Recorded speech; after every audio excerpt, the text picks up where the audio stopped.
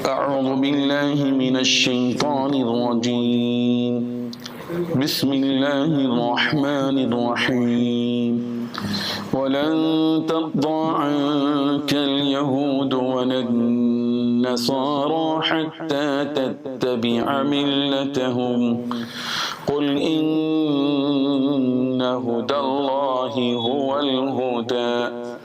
ولئن اتبعت أهواءهم بعد الذي جاءك من العلم ما لك من الله من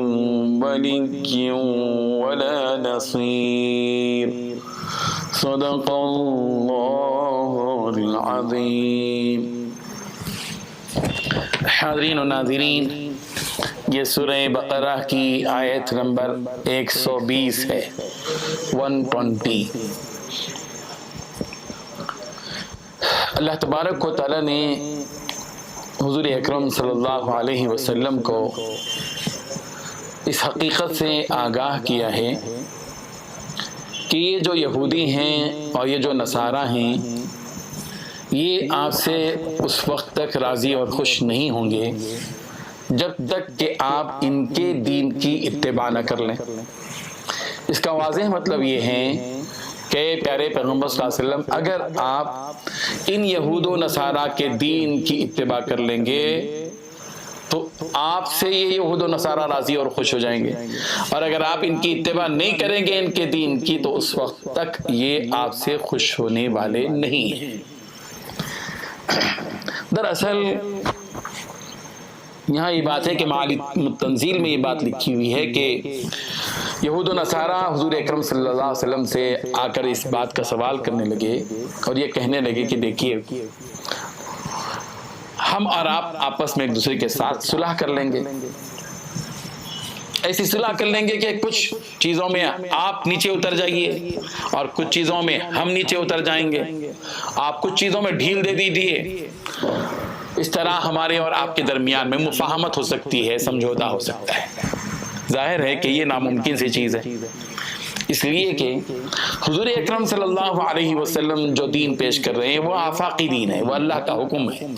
اور یہود و نصارہ جس دین کی طرف بلا رہے ہیں، جس میں تعریف کیے ہوئے ہیں، وہ تو ان کا اپنا دین ہے بنایا ہوا۔ حضور صلی اللہ علیہ وسلم کیسے اس معاملے میں مفاہمت کر سکتے ہیں، کیسے ان کی دین سے راضی اور خوش ہو سکتے ہیں؟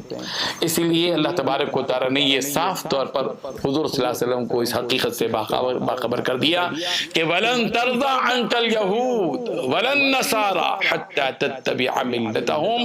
ہرگز یہ یہودی اور یہ نصارہ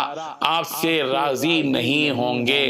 جب تک کہ آپ ان کے دین کی اتباع نہ کر لیں۔ جب آپ ان کے دین کی اتباع کریں گے تو پھر آپ سے یہ خوش ہو جائیں گے، اور جب تک آپ ان کے دین کی اتباع نہیں کریں گے اس وقت تک یہ آپ سے راضی اور خوش نہیں ہوں گے۔ اس لیے ان کی باتوں میں اب آپ کو آنے کی ضرورت نہیں ہے، یہ فیصلہ کن حقیقت آپ ذہن میں رکھیے کہ پیغمبر قل کہہ دیجیے ان ھدی اللہ ھو الھدی، بے شک اللہ کا راستہ ہی حقیقی راستہ ہے، اللہ کے راستے سے ہٹ کر کوئی راستہ مقبول نہیں ہو سکتا۔ راستہ تو بس ایک ہی راستہ ہے، وہ اللہ کا راستہ ہے، جس راستے کی نشاندہی اللہ نے مجھ کو کی ہے۔ پیغمبر آپ صاحب بتا دیجیے، اور اے پیغمبر یہ بات بھی ذہن میں رکھیے کہ وَلَئِنِ اتَّبَعْتَ أَهْوَاءَهُمْ، اگر آپ ان یہود و نصارہ کی خواہش کے پیچھے چلیں گے، بعد الذی جاءک من العلم، آپ کے پاس علم الہی آنے کے بعد، وحی الہی آنے کے بعد، آپ کے پاس اللہ کی طرف سے علم آنے کے بعد بھی اگر آپ ان کی اتباع کریں گے تو سن لیجئے ما لک من اللہ من ولی ولا نصیر، تو آپ کے لیے اللہ کے سوا کوئی دوسرا، اللہ تبارک و تعالیٰ کے طرف سے کوئی، اللہ کے علاوہ کوئی آپ کا نہ مددگار ہوگا نہ کوئی آپ کا دوست ہوگا۔ آپ اگر ان کی اتباع کریں گے، یہاں پر مفسرین نے یہ بات بتائیے کہ یہ دراصل امت محمدیہ کو اس بات سے آگاہ کیا جا رہا ہے کہ اس آیت کے ذریعے سے امت محمدیہ کو آگاہ کیا جا رہا ہے کہ اے امت محمدیہ، اگر تم یہود و نصارہ کے طریقے پر چلو گے، ان کی اتباع کرو گے تو پھر اللہ کی مدد سے محروم ہو جاؤ گے، یہ مطلب ہے۔ اور اگر یہ حضور صلی اللہ علیہ وسلم ہی مراد لیے جائیں تو اس میں امت کو تعدیب ہے، امت کو تعدیب ہے، وارنٹ ہے کہ جب ہم اس معاملے میں نبی سے کمپرومائز نہیں کر سکتے تو تم سے کیا کریں گے سمجھوتا۔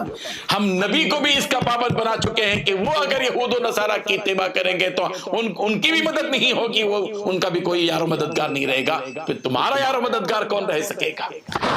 ضرورت اس بات کی ہے کہ اس آیت کی روشنی میں ہم اس حقیقت کو سمجھیں کہ آج جو ہم زندگی گزار رہے ہیں وہ کس کا راستہ ہے؟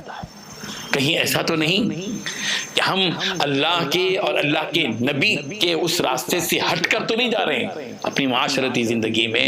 ہماری اپنی آئلی زندگی میں، ہماری معاملات میں ہم جس دین پر عمل کر رہے ہیں، جس راستے کو پکڑے ہوئے، کہیں وہ یہود و نصارہ کا راستہ تو نہیں ہے؟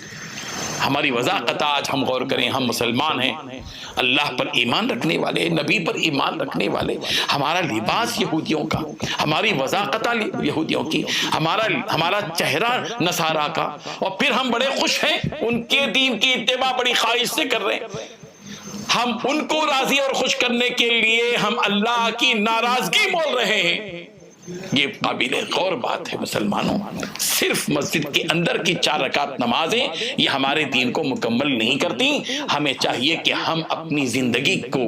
پوری زندگی کے اندر اس بات پر غور و فکر کریں کہ ہم کس کے راستے پر جا رہے ہیں۔ اللہ کے نبی صلی اللہ علیہ وسلم نے ہم کو پیارا راستہ دیا، پیاری پوشاک دی، پیاری وضاحت دی، پیارا چہرہ دیا، اور ساری وہ چیزیں دی جو حضور اکرم صلی اللہ علیہ وسلم کی بہت پیاری، مفید ترین، ہر اعتبار سے مفید ترین چیزیں ہیں، جس سے دنیا بھی بنتی ہے، آخرت بھی بنتی ہے، جس میں دنیا کی بھی نجات ہے اور آخرت کی بھی نجات ہے، جو یقیناً پاک، صاف، حلال، بہتر اور انفع اور بہت زیادہ سہولت بخش طریقہ نبی نے ہم کو دیا، مگر ہم اس طریقے کو چھوڑ کر دوسروں کے یہود و نصارہ کے طریقے کو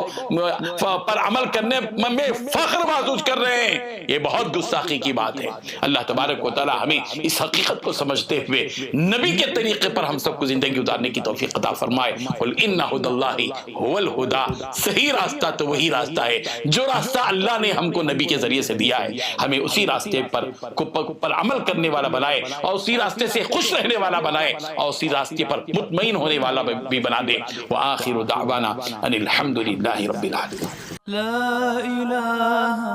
الا اللہ، لا